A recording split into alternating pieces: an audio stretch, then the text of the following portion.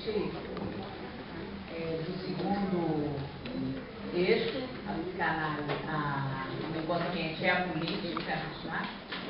E quem acompanhou aí o boletim ontem já sabe que esse eixo trouxe uma discussão animada na comissão científica, né? De tal forma que nós vamos ter, né, o Henry trabalhando, né, a política do inconsciente e a Lucila trabalhando a política da psicanálise.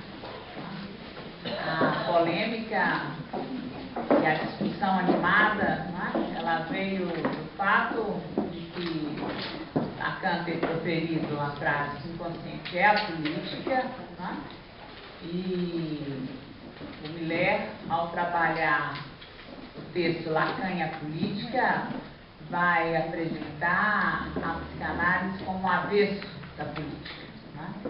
Então, nós vamos ter aí essa relação subversiva, né, entre a política do inconsciente e a política da psicanálise, nessa torção, como que essa conversa se apresenta. Mas eu gostaria também de dar algumas informações sobre a nossa jornada,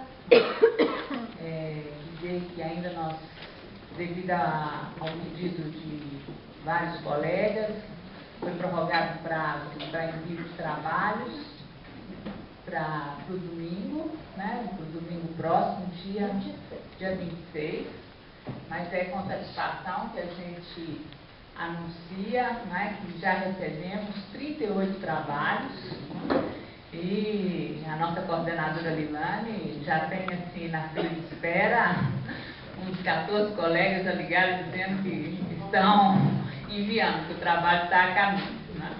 E de uma diversidade, né, algo que nos entusiasmou muito, né, trabalhos de colegas da escola, membros, aderentes, correspondentes da IDP de Minas, de outros estados também, mas também, né, trabalhos de colegas que pela primeira vez endereçam à nossa comunidade a formulação de sua questão sobre a forma de trabalho, colegas da rede de saúde mental, da rede socioeducativa, das universidades, tanto de Belo Horizonte, do interior de Minas e de outros estados.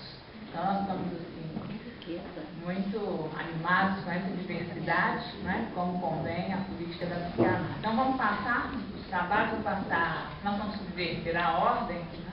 Vamos passar para o Henry, os homens vão falar na frente, o Henry vai falar sobre a política do inconsciente e depois nós vamos escutar a Lucila trazendo sobre a política da psicanálise. Bom, a ordem já está subvertida há algum tempo, né? Agradecer a oportunidade de estar trabalhando e me envolvendo com esse tema. Realmente foi uma discussão complicada, vamos dizer, no sentido do que ela provocou na comissão científica, né, exatamente esse paradoxo, né, e até o título ficou difícil, né, política do inconsciente, né, por si só já é um título complicado, né. Eu acabei optando, né, nesse caminho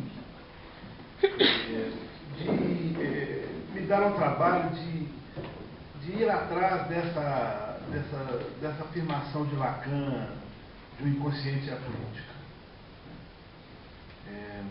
que aparece no seminário 14, foi, vamos dizer assim, assinalada por Miller. Eu pensei que, talvez num seminário preparatório, né, que fosse interessante a gente destrinchar um pouquinho, desfiar um pouquinho essa afirmação para tentar localizar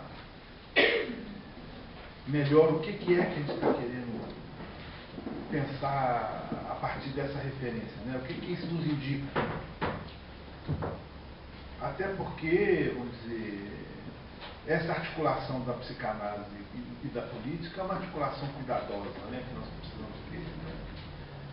No momento em que nós nos abrimos, né, que em nossa jornada vai haver um fórum para que outros parceiros, né, nessa discussão possam também se colocar, é importante que a gente tenha uma certa clareza de qual que é o lugar da psicanálise nessa discussão.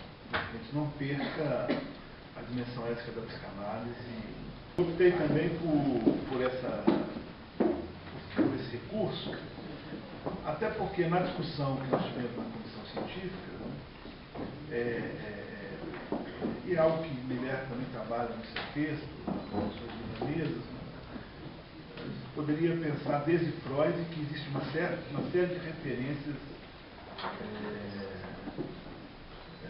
da política e o inconsciente, não é? Então, textos como Psicologia das Massas, Análise do Eu, né? O próprio Mal-Estar na Civilização, há uma série de produções que, de alguma maneira, trazem alguma coisa da ordem da dimensão política na própria prática da psicanálise, nas próprias questões que o inconsciente coloca. E me parece que a novidade, e que ela sempre, quando é dita, ela nos inspira, né, é essa demarcação de que o inconsciente é a política.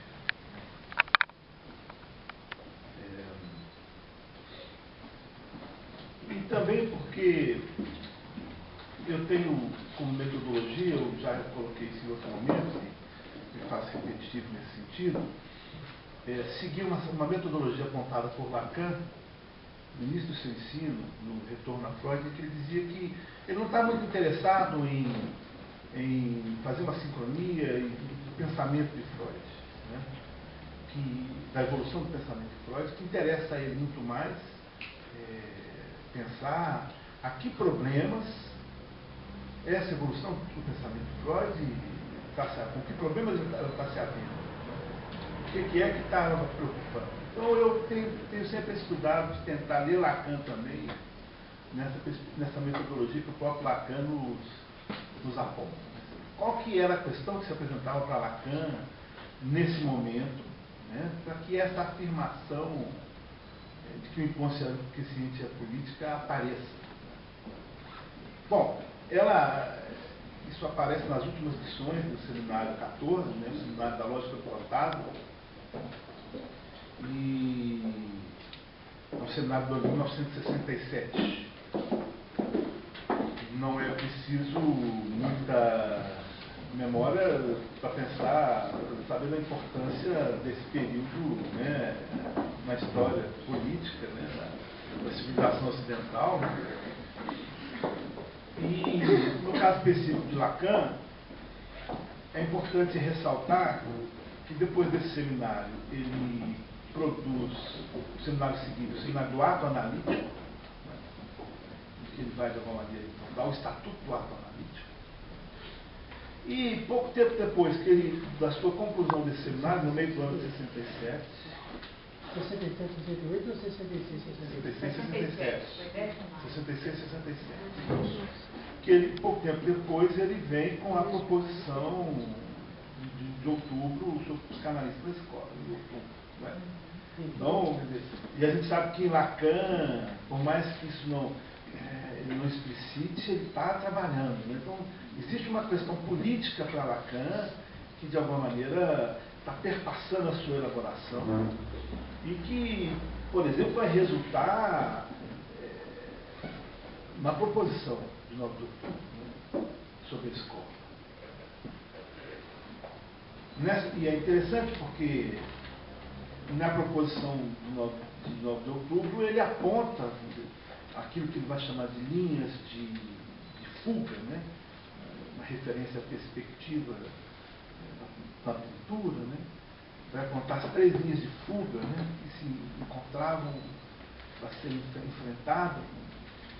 Na perspectiva simbólica, ele vai falar, né, da precariedade do pai, né, de que o Édipo já não é mais alguma coisa que mantenha a estrutura, né, mantenha alguma coisa da ordem, de uma certa ordem, vamos dizer assim.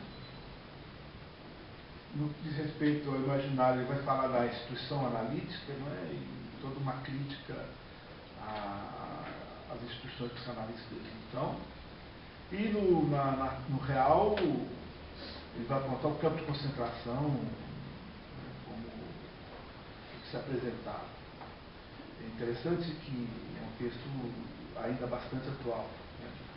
Isso é mais ou menos dessa época também, o texto da terminologia e uma série de outras referências de Lacan à política. Então, há que se pensar que realmente a questão da política perpassava essa elaboração de Lacan nesse momento no Seminário da Lógica do Fantasma. É interessante pensar também que o seminário é um seminário de lógica, né? E que, portanto, e a leitura do seminário provoca isso muito, é alguma coisa que se dá por aproximação, né? Lacan, ao final do seminário, diz, acho que na última lição, na penúltima, não me lembro, ele fala, finalmente vou fechar aqui, vou concluir ou fechar aqui a questão do fantasma, mas que na verdade eu só venho abrindo, né? Ele passeia, ele vai passeando, isso não é também tão raro em Lacan, mas nesse seminário isso é muito evidente, assim, aquela sensação que a gente tem muito com esse, agora eu vou entender, né? E isso não acontece, o ponto vai chegar, e o ponto não chega, né? Mas nesse seminário a questão da aproximação ela é muito interessante, né? Então, basicamente, assim, seria importante, claro que seria importante acentuar, já que talvez para deixar, talvez para conversar para tempo mais, na proposição de 9 de outubro, né, o Lacan aponta o atravessamento da fantasia como um critério, o critério do passe, não é? E ele vai dizer isso apontando assim um certo esvaziamento, né, do sujeito. O sujeito oscilaria, então, em sua análise, na transferência, no sujeito suposto saber, entre o menos φ, né, e o objeto A. O menos φ numa articulação da linguagem e o objeto A, aquela parcela do real, a condição de objeto, que ao final da análise ele teria que se perceber como tal, atravessando a fantasia, né? Agora, é exatamente isso que ele trabalha no Seminário da Lógica do Fantasma. O que o Lacan traz, né, de grande novidade, né, no Seminário da Lógica do Fantasma é exatamente o objeto A como valor de gozo, como alguma coisa que, como em algum momento ele chega a usar o termo uma metáfora do gozo.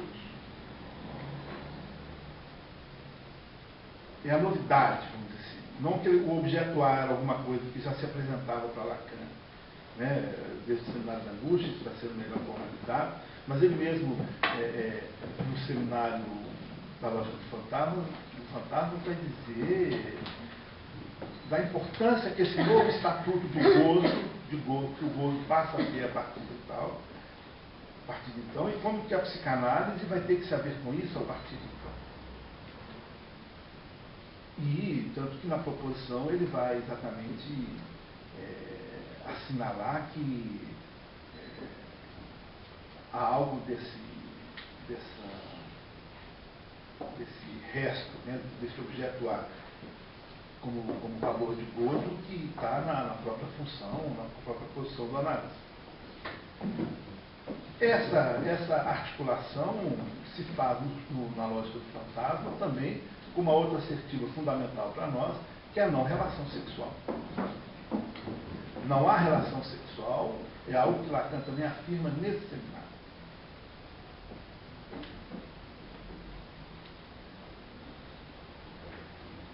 E que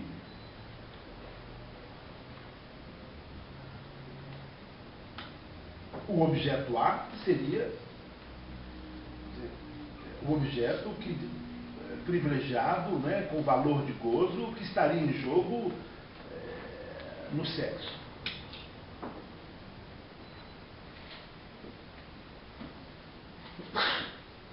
Essa afirmação de que o inconsciente é a política, ela está presente num determinado momento na lição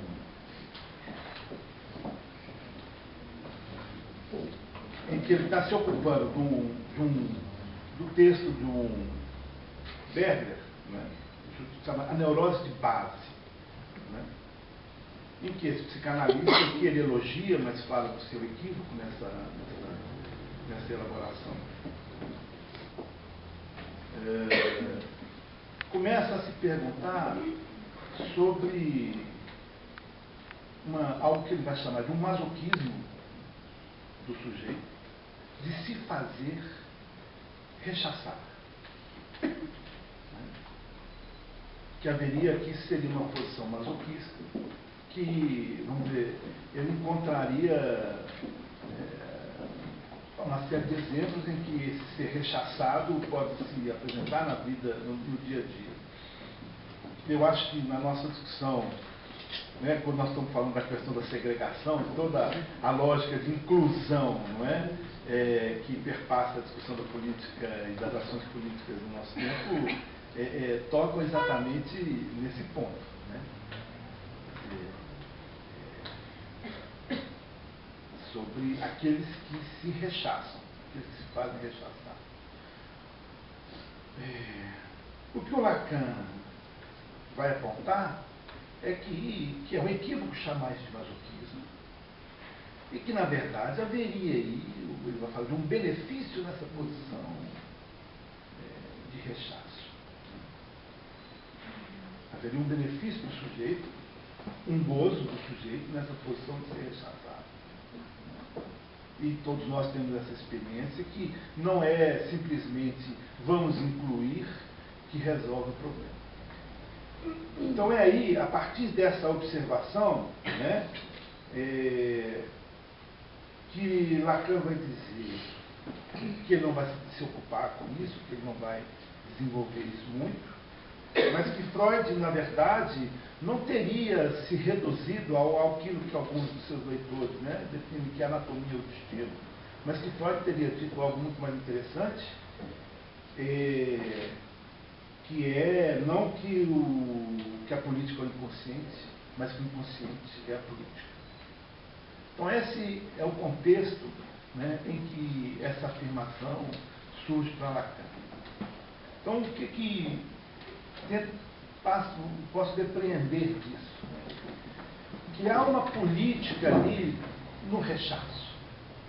Né? De alguma maneira, essa posição em que o sujeito se faz, né, pode até usar o termo segregar, né, é o mais contemporâneo, né, que o sujeito se faz segregar, não é alguma coisa da ordem de uma perversão, mas pelo contrário é algo que tem um gozo e que está articulado a uma certa constituição de um outro de quem esse sujeito se faz objeto de segregação. Então essa é mais ou menos a articulação que Lacan faz na qual ele traz essa pequeno acento de que o inconsciente é a política. Ao longo desse seminário, o que é interessante é que Lacan retoma no seminário da lógica do fantasma alguns elementos que ele vinha trabalhando já há muito tempo, e ele dá um certo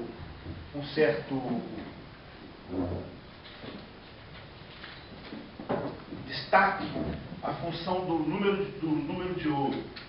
Né? Eu particularmente gosto dessa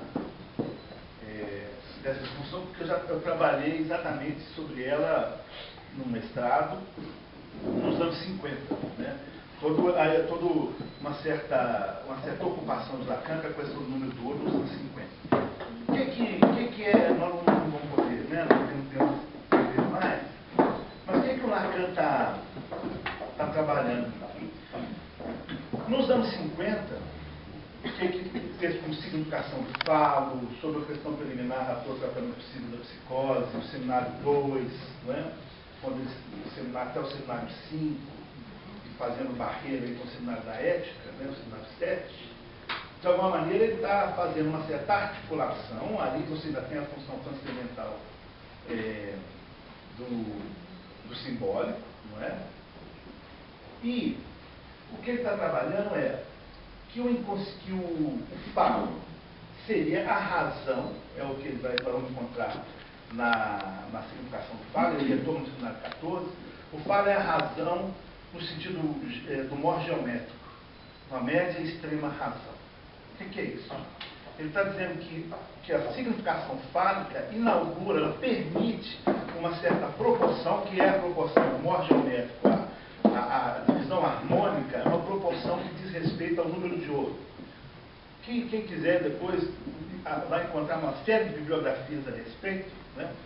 Mas que o número de ouro, naquele momento dos anos 50, organiza, pelo menos como eu entendo, a beleza da forma. Né? O número de ouro é responsável, por exemplo, pelo retângulo áureo, alguma coisa que na arquitetura é muito utilizada, né? Que sustentaria a beleza da forma. E há todo um trabalho de Lacan naquele momento para sustentar que o menos φ, né? Φ, inclusive, que é a primeira letra do arquiteto, né, Fides, que é quem mais usava o número de ouro, o falo, naquele momento, opera como o ponto de tensão, de organização, onde o sujeito se lança para constituir a imagem de seu corpo.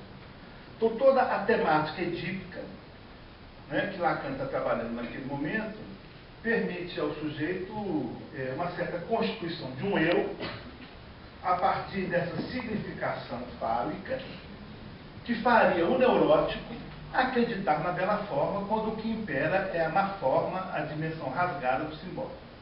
Então, isso é o que ele trabalhava naquele tempo. Ou seja, toda uma operação simbólica que permitiria, em articulação com o imaginário, a constituição de um do eu. Isso está no estado do espelho, isso está no esquema óptico, né?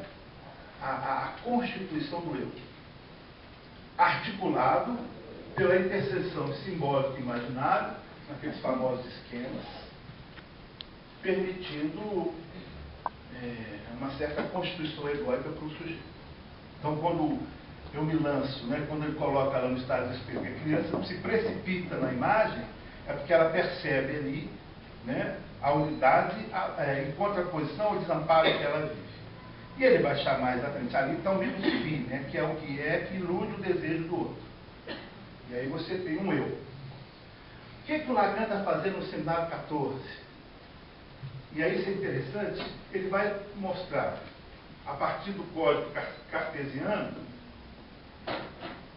que ele vai chamar de esquema da alienação, como ele coloca no seminário 11, ou a bolsa ou a vida, que o sujeito se sustenta, né,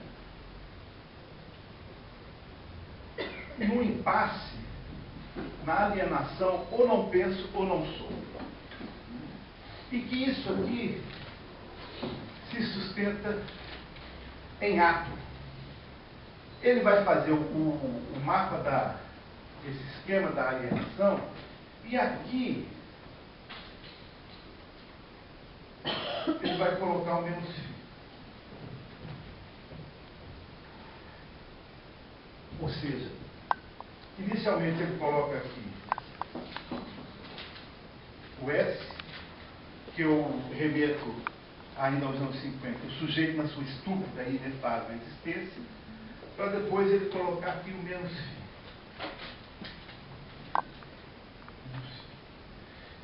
Mas todo o desenvolvimento que ele vai fazer no seminário 14 passa por aqui.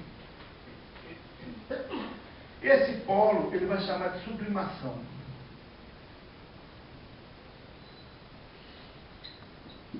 Sublimação.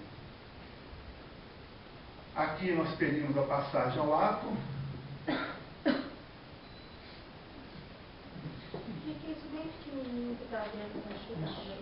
Isso. Passagem ao ato. Aqui a repetição. E aqui o ex nihilo.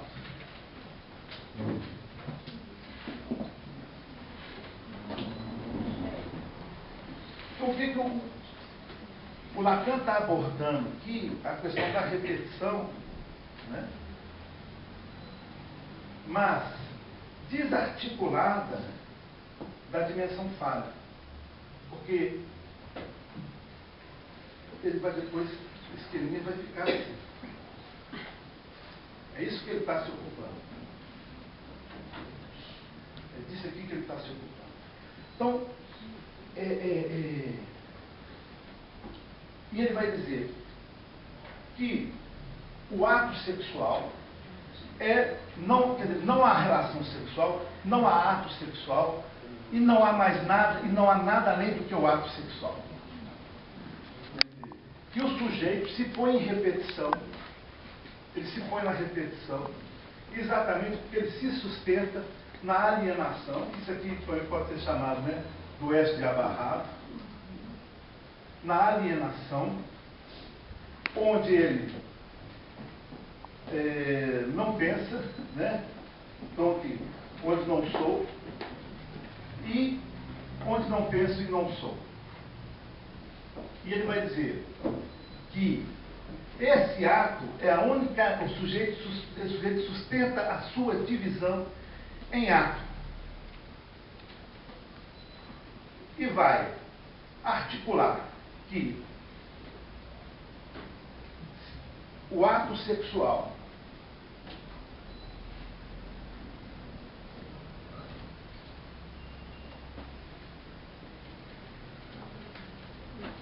que está em jogo. Então, se nos anos 50 ele trabalhava toda a construção etípica, né, naquele, vamos dizer, triângulo, né, mãe, criança, pai, ele aqui vai articular com e A.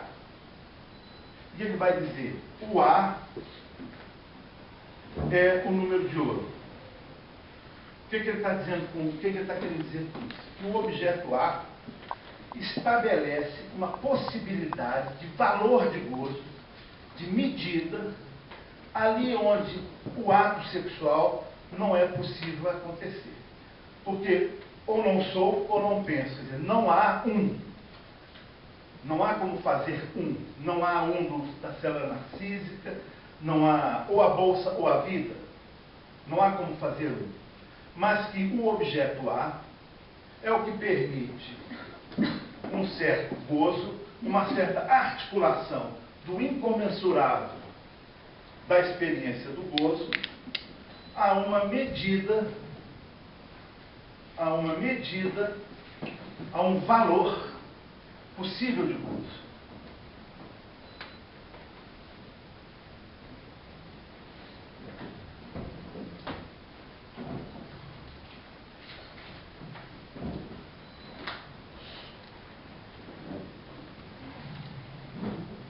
Porque a função, na medida em que, o que o Lacan está se dando conta? De que a incidência da linguagem produz uma defasagem entre o corpo, da palavra sobre o corpo, produz gozo, esse gozo é marcado por uma certa impossibilidade.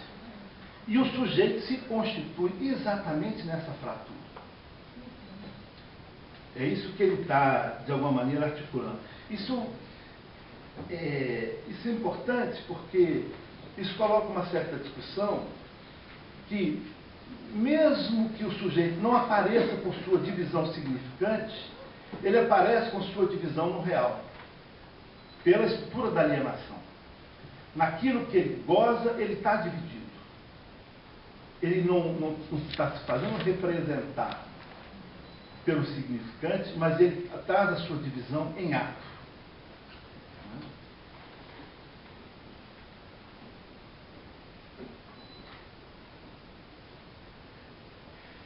Em suma, o que o Lacan está desenvolvendo aí é que o ato sexual comporta um elemento terceiro sempre, que é o A. O A que vai, de alguma maneira,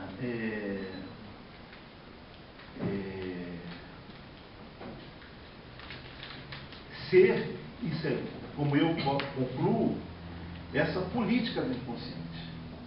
Isso que, de alguma maneira, vou dizer, ficou para mim, a partir da leitura do Seminário 14, é que, muito mais do que a gente pensar, e eu acho que é uma leitura possível, de que o inconsciente é articulado como laço social, quer dizer, você tem há inconsciente porque não há relação sexual, há sexualidade porque não há relação sexual.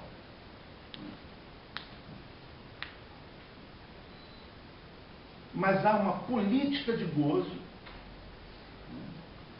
que é a sustentação do sujeito, da sua divisão, ali onde a relação sexual não acontece. Ela não existe.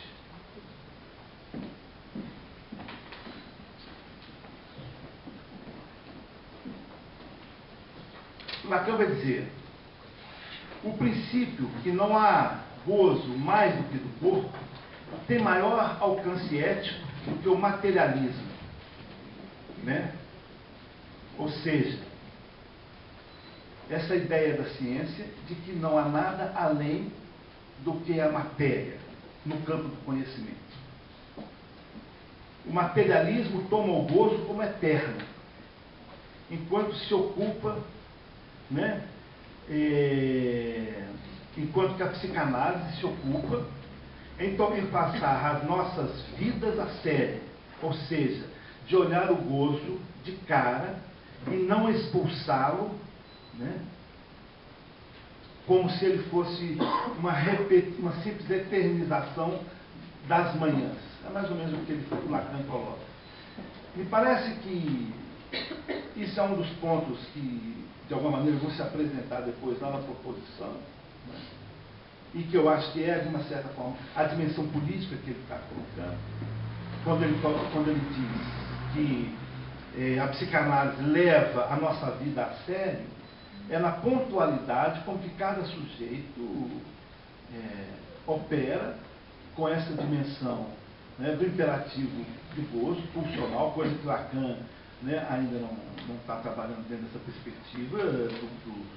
O gozo feminino já se apresenta aqui, mas não é algo que está explicitado na perspectiva do Montoro, né? Mas me parece que quando ele diz que o inconsciente é uma política, ele está apontando qual que é o caminho que nos interessa. Ou seja, se por um lado tem o menos fi e todo um arcabouço simbólico, né, que permite ao sujeito uma certa trama, aquilo que ele mesmo já falava, do que eu sou, o que é a vida, o que é a morte, tem uma relação com o corpo que não se inclui, não se reduz, não é homóloga apenas dessa experiência simbólica. Isso é importante porque, por exemplo, nós estamos acostumados, nós vimos na ótima exposição do professor Milton, né, assim, toda uma discussão da política como uma certa função, um certo arcabouço simbólico, uma certa estrutura simbólica que permite, vamos dizer, ali no que ele nos traz, assim, uma certa liberação do divino, né? Quando é que o poder sai de sua relação divina, tem que haver uma política, tem que haver uma construção simbólica, né? O que nós estamos vendo é que Lacan, no Seminário 14, ele aponta que há uma política ali onde o simbólico não dá conta. Há uma política do ato.